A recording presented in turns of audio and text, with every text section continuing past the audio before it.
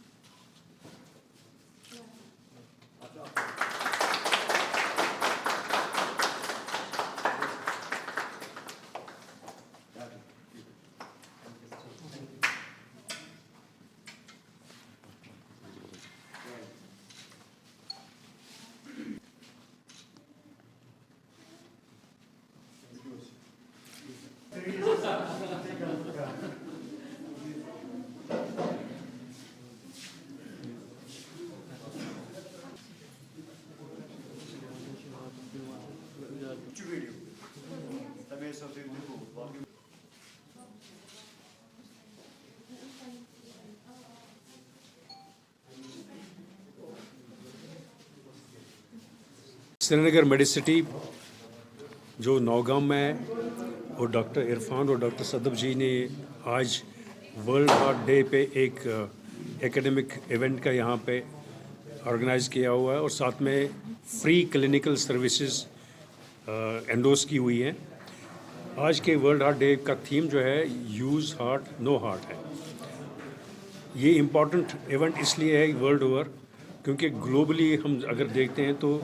1.7 کروڑ لوگ جو heart disease کی وجہ سے مر جاتے ہیں، اور یہ ہارٹ ڈیزیزز اوور آل اگر ہم دیکھیں گے جو ڈیتھس کے ریلیٹڈ ایونٹس ہوتے ہیں ان میں سے 27 to 31% کنسٹیٹیوٹ کرتا ہے. اور اس کمپوننٹ میں یہ ہارٹ ریلیٹڈ ڈیتھس ایسی ہوتی ہیں جہاں 85% ڈیتھ جو ہے پریونٹیبل ہے.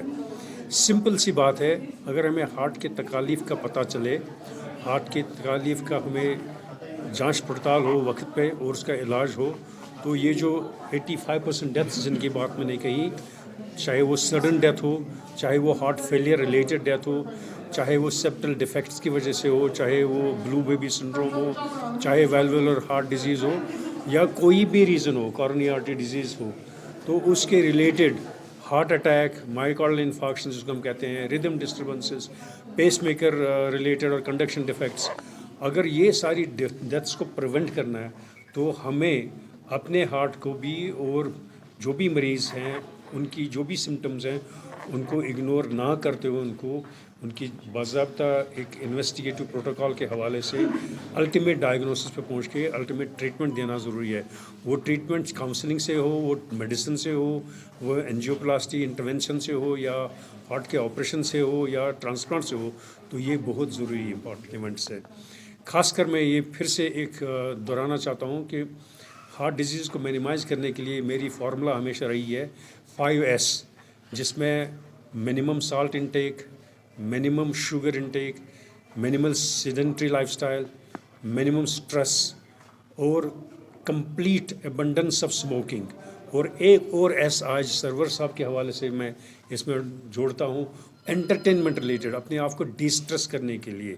وہ بہت ضروری ہے. یہ 5S سے لے کے 5th ایڈیشن تک یا 6th ایڈیشن تک اگر ہم یہ چیزیں اڈاپٹ کریں گے تو ہم اپنے دل کے تکالیف کو کم کر سکتے ہیں، منیمائز کر سکتے ہیں، پریونٹ کر سکتے ہیں، ٹریٹ کر سکتے ہیں.